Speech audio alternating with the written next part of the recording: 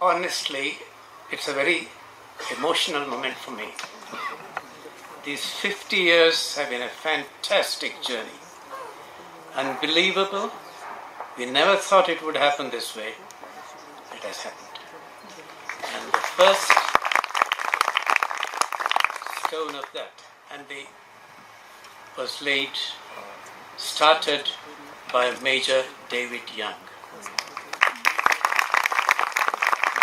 He remains young forever. He is only 96. And he has taken the trouble to come here. And I should thank his nephew Patrick, who has brought him here so that he didn't get lost wandering around. Thank you so much for coming, David. Just to say a word, you heard Rajmohan Gandhi starting this and R.D. Mathur being with him. When they requested him I don't know why they requested him. One, of course, he could speak Hindi. Two, he's a military man, so he could get things done. And in those days of controls, cement was not available easily, steel was not available easily. Only things that were available easily were donkeys, and he used them too. And he started this work, and within a year he completed it, and which was a remarkable achievement those days. We are touched and overwhelmed by his love and affection for the centre and for so many of us. Mr. Young has spent much of his life in India. He went to school in Delhi, and then he joined Indian Army and fought the Second World War in Myanmar, for which he was awarded Military Cross. And all his life, he has been a soldier. He is a soldier today too, fighting the war against evil, against what is wrong. And he has trained many of us and mentored many of us, which was what was responsible to lay the foundation not just of the buildings, but of the work of initiatives of change, MRA here. And thank you so much. And David, may I request you to give your message to us.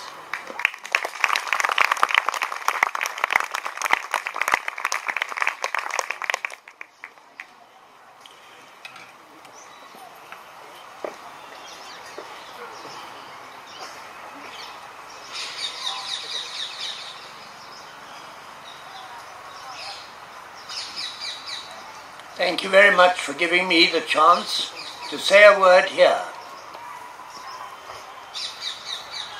I come back after about 17 years and find this place so overgrown with flowers and trees, it's amazing.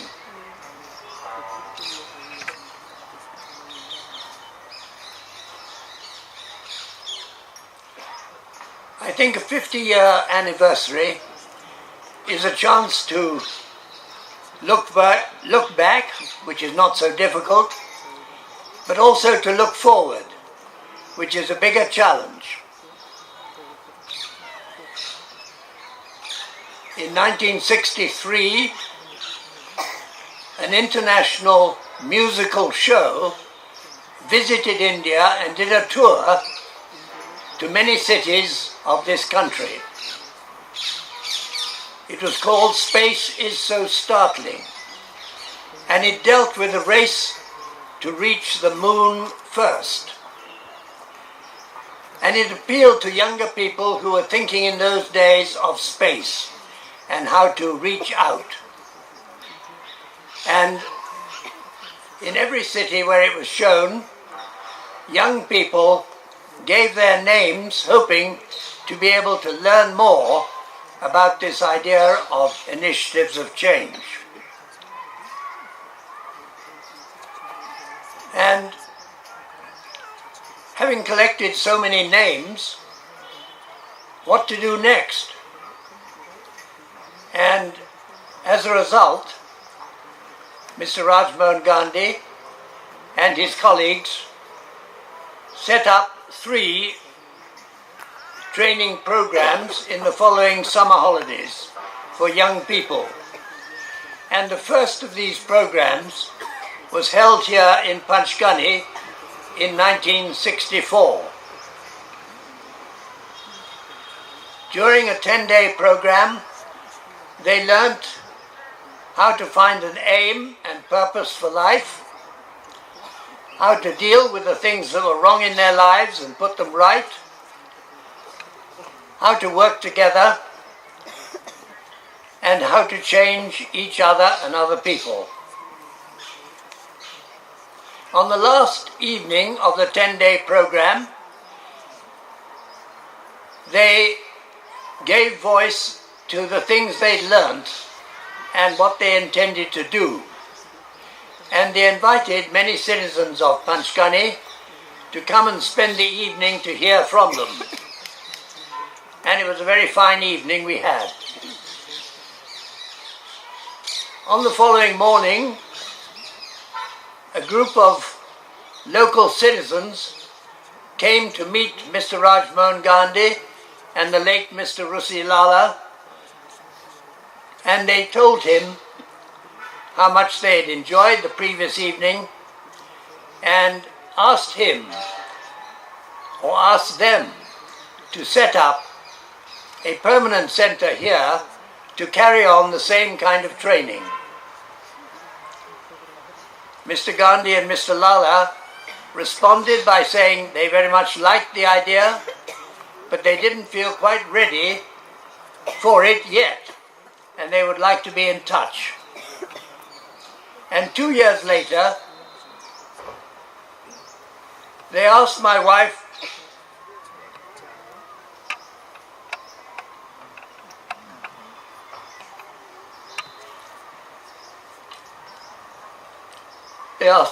and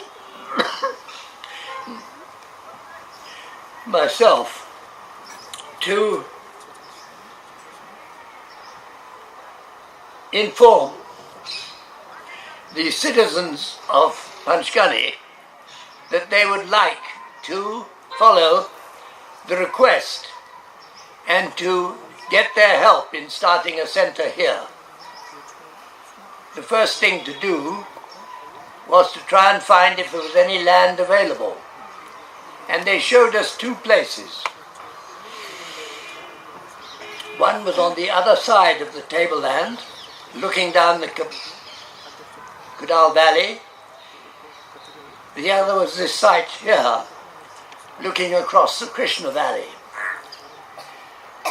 And they said, "What do you think of these two places?" Ultimately, this place was chosen. And then, of course, the next thing was to find out who owned the land here so that we could purchase it. It belonged to 3 different owners, we discovered, so we had patiently to follow the course to try and buy the land. We didn't want to make too much publicity of it. We were concerned that it might suddenly jump in price. But we were able to purchase this area, which at that time was quite barren. There was only one tree, which you can still see at the top of the hill here, and it was obvious that a lot needed to be done. But once the idea of starting a centre began to be known, people began to come forward to help.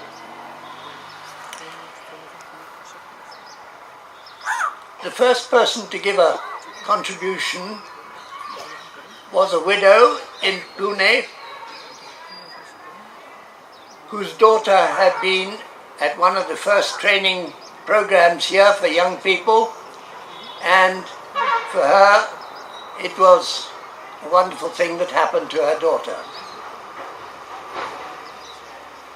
Another offer came from Australia, where an architect, Mr. Gordon Brown, offered his services to plan a centre here, at his own expense and the expense of his firm. And I'm glad that his son, one of his sons, is here with us today.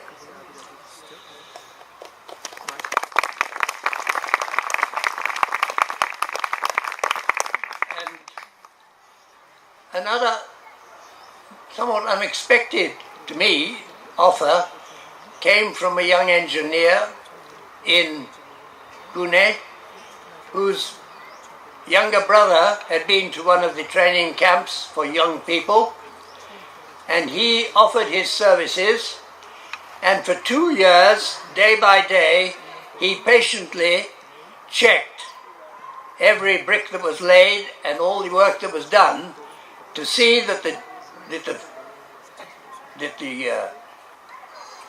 plan of Mr. Gordon Brown was carried out meticulously. Sadly, he's not with us today. He went on holiday to Thailand after his work here, and he was unfortunately killed there.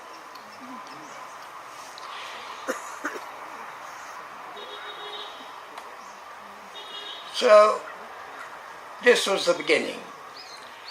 And my wife and I, we came up and took a bungalow, rented a bungalow in Panchgani to meet the people of Panchgani so that we could work with them.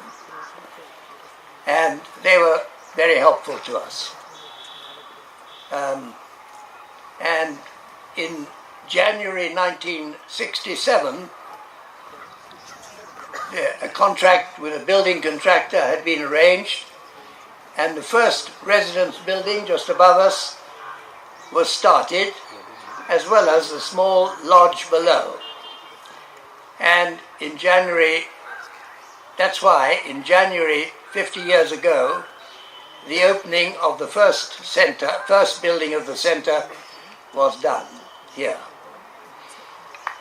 A year later, the second residence building behind was completed, and at that point Mr. R.D. Mato, who you just heard on the screen, he took over for the more difficult work of the central building for meeting and eating. And my wife and I went back home to Britain, and then we travelled around some of the countries of Europe to let them know what was being done here, and as a result, many wanted to have a part and made contributions towards the completion of the third phase there above us. Before any building was done here, we were still arranging planning permission and that kind of thing. We had some visitors come to see us and to see the site, and among them were two young ladies from Britain who at that time were working in Bombay. And they came up for a break for a few days here, and we showed them round, and we took them up to the tableland just above here.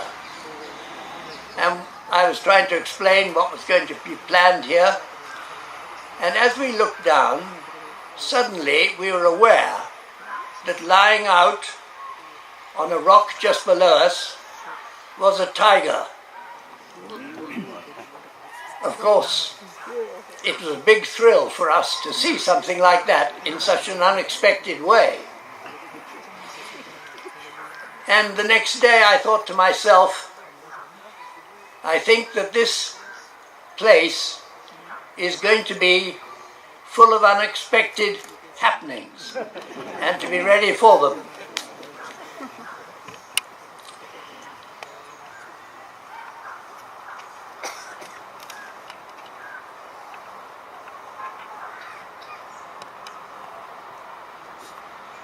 Sometimes my memory lets me down.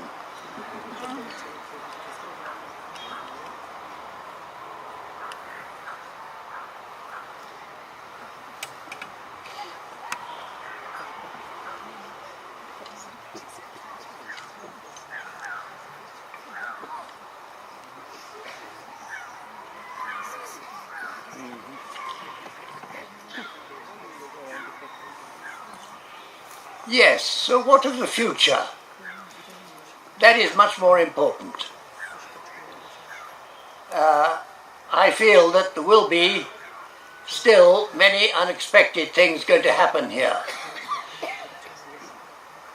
I envisage a time when the leaders of India and of Pakistan will meet here to plan together for how to give Asia a new vision. I envisage the different communities in Sri Lanka to come and pour out the riches of that island to many others around.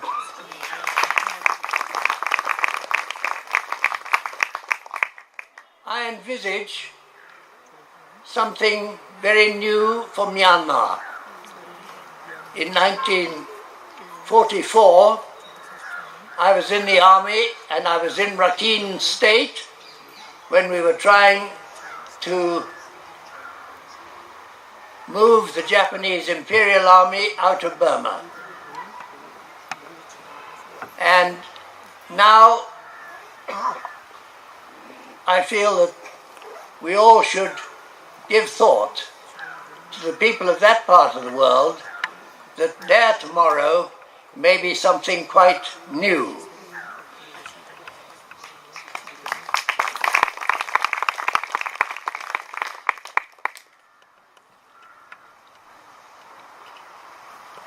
As I see it, the great value of Asia Plateau is that it doesn't stay here. It goes out round the world. And that, I believe, is something for every one of us here to take on to ensure happens. Thank you very much.